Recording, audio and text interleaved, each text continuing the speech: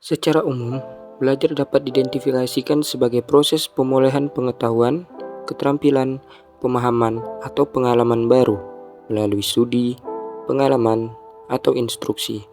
Ini melibatkan perubahan dalam tingkah laku, pemikiran, atau cara berpikir individu sebagai respon terhadap interaksi dengan lingkungan atau informasi baru. Proses belajar melibatkan beberapa tahapan yang memungkinkan individu untuk memperoleh pengetahuan dan keterampilan baru. Tahapan umum dalam proses belajar meliputi: yang pertama, persepsi. Tahap ini melibatkan persepsi terhadap informasi baru atau stimulus dari lingkungan. Individu mengamati, mendengar, atau merasakan sesuatu yang kemudian menjadi sumber belajar. Yang kedua, pemrosesan informasi. Setelah menerima stimulus, informasi tersebut diproses dalam pikiran individu. Proses ini melibatkan pemahaman, analisis, sintesis, dan interpretasi informasi baru berdasarkan pengetahuan yang sudah dimiliki. Yang ketiga, pemilihan dan organisasi. Setelah pemrosesan informasi, individu memilih dan mengorganisir informasi yang dianggap relevan atau penting. Ini melibatkan pemilihan apa yang perlu dipelajari dan bagaimana mengatur informasi tersebut agar mudah diakses dan dimengerti. Yang keempat, pengkondisian. Tahap ini melibatkan perubahan informasi menjadi format yang dapat diingat lebih mudah. Individu menggabungkan informasi baru ke dalam pengetahuan yang sudah dimiliki, membentuk pola pikir yang kohesif. Yang kelima, penyimpanan.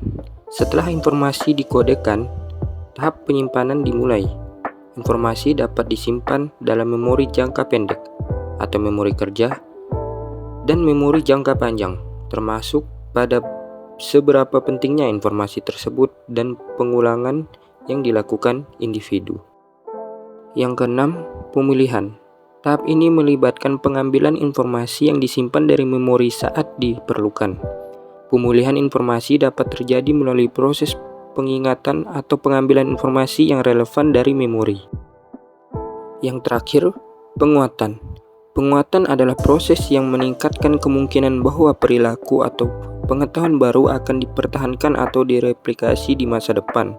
Ini bisa berupa pujian, hadiah, pengalaman positif, atau penggunaan pengetahuan baru dalam situasi praktis.